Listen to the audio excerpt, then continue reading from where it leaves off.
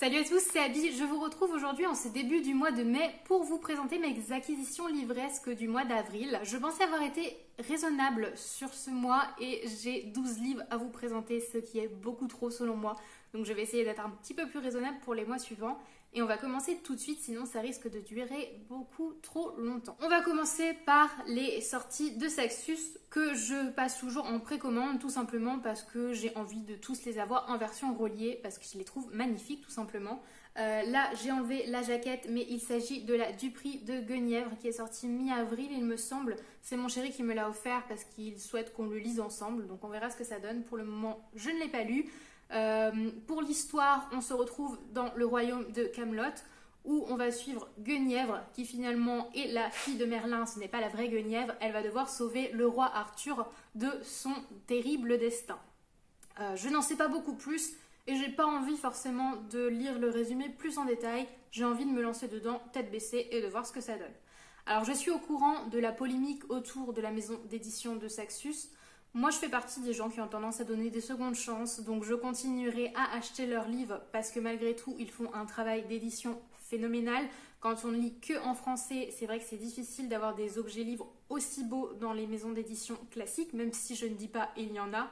Mais c'est vrai que De Saxus nous propose quand même un travail exceptionnel et j'ai envie de continuer à les soutenir dans cette direction et à acheter leurs livres. Voilà, je n'en dirai pas plus à ce sujet. Toujours chez De Saxus, du coup, on va retrouver La Cité de Letton. Ça, c'est une sortie beaucoup plus récente, il date du 29 avril. Et vous voyez, je n'ai même pas encore retiré la jaquette. Personnellement, je fais partie des gens qui rangent leurs livres sans les jaquettes. Je les trouve beaucoup plus jolies. Mais celle-ci est malgré tout assez belle, je dois le dire, avec les dorures, etc. Donc pour le résumé de La Cité de Letton, on va suivre une jeune arnaqueuse dans la ville du Caire au XVIIIe siècle qui a des talents pour les sciences occultes et je ne sais pas quelle péripétie, elle va être contrainte de fuir cette ville et d'aller retrouver la légendaire cité de Letton, donc d'Aevabad dans le roman. Et d'ailleurs la trilogie porte le nom, hop, on le retrouve ici, la trilogie d'Aevabad qui est le nom de la ville de Letton du coup. Cette histoire me fait très envie car il s'agit de fantasy orientale. Il est classé dans les romans adultes, donc je vous avoue que j'ai un petit peu peur après avoir lu Le Prieuré de l'Oranger de me retrouver dans le même genre de configuration, c'est-à-dire un livre très dur à lire et très dense et prenant, mais malgré tout j'ai envie d'essayer, on en entend beaucoup de bien, donc on va voir ce que ça donne avec moi.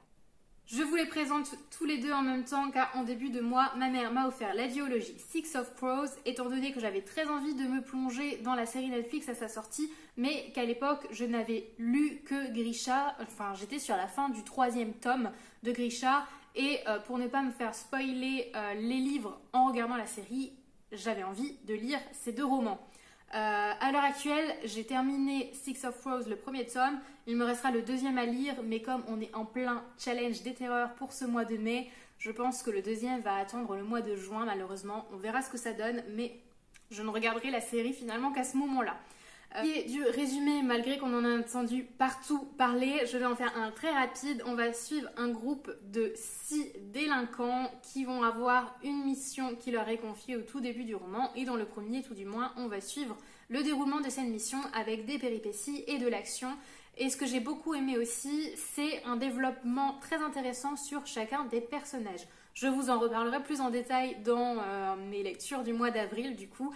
Pour l'instant, on va s'arrêter là pour le résumé. Donc j'ai aussi acheté Killing November de Adriana Matter aux éditions France Loisirs ce mois-ci. Dans ce roman, on va suivre November qui est envoyé dans une académie ultra secrète élitiste qui a pour vocation d'enseigner des choses comme l'empoisonnement, le lancer de couteau, les vols en tout genre, etc. aux étudiants.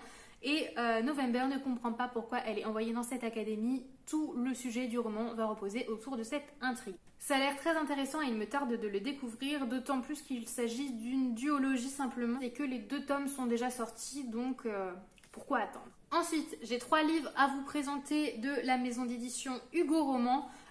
J'ai fait un tour chez Nose en début de mois vu que je préparais l'anniversaire de ma sœur et j'ai trouvé plusieurs livres donc de chez eux. Que je connaissais plus ou moins de vue, je me suis dit pourquoi pas, les prix étaient très abordables, donc je vous les présente dans l'ordre. On a Behind the Bar qui a fait beaucoup parler de lui récemment sur Instagram. Avant ça, je ne l'avais jamais vu. J'ai pas envie de lire le résumé, je vous avoue, parce que apparemment c'est une romance qui est très poignante. Les avis sont très bons dessus, donc j'ai vraiment pas envie d'en savoir plus. Mis à part que ça se situe autour de la musique, je ne sais rien d'autre et je n'ai pas envie de savoir plus avant de me lancer dans cette lecture. Voilà. Pour le suivant, on a The Ones de Daniel Sweren Baker, donc toujours aux éditions Hugo. Dans ce roman, les Ones sont des êtres beaux, doués, en pleine santé. Ils correspondent à peu près 1% de la population. Et ils vont tout d'un coup être persécutés. Et le fait d'être un once dans cette société-là va être perçu comme un danger, de ce que j'ai bien compris. Ils n'auront pas le choix que de se battre, etc. Ça m'a beaucoup fait penser à des livres que j'ai lus très jeune, quand j'étais au collège.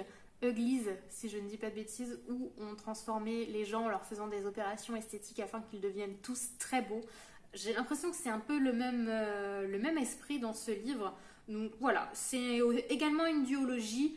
Il coûtait vraiment pas cher, donc je me lancerai dedans je ne sais pas quand, mais le résumé m'avait bien tenté, donc pourquoi pas. Et enfin, toujours chez Nose, j'ai acheté Biker Girls, donc ça c'est le tome 1, il est tout petit donc il se lira très très vite. Dans ce roman, on va suivre Shay, une bikeuse, et une romance va se profiler à l'horizon avec un autre biker. C'est pareil, j'ai pas envie d'en savoir plus sur le résumé, de toute façon les romances, oui j'aime pas en savoir trop, j'aime me lancer directement dedans. Ce titre m'a parlé étant donné que mon chéri a acheté une moto dernièrement et que j'aime beaucoup l'accompagner, donc peut-être que je me retrouverai un petit peu dans les histoires de Shay, hein. Je ne suis pas du tout une bikeuse mais bon on verra ça. Voilà, plutôt court et l'histoire a l'air sympathique. Ce qui me fait un petit peu peur c'est le nombre de tomes, je ne sais pas encore combien il y en a, mais on verra bien. En tout cas s'ils sont tous aussi courts ça devrait aller vite. Ensuite, j'ai acheté Les Outrepasseurs, donc le tome 4 de Cindy Van Willer en occasion, tout simplement car je possède déjà les 2 premiers tomes dans ma bibliothèque. D'ailleurs, le tome 1 m'avait été offert par Gladys il y a très longtemps, je pense que ça peut se compter en années.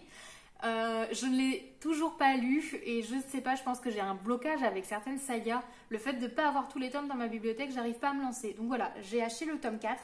Je n'ai toujours pas le 3, j'attends une offre intéressante pour l'acheter, mais pour le coup, je ne vous lirai absolument pas le résumé. Je n'ai pas envie d'en savoir plus non plus sur ces histoires-là. Et pour finir ce book haul, on va parler de 3 petits romans jeunesse dont je vous ai déjà parlé dans une précédente vidéo. Les désastreuses aventures des orphelins Baudelaire de Lemony Snicket.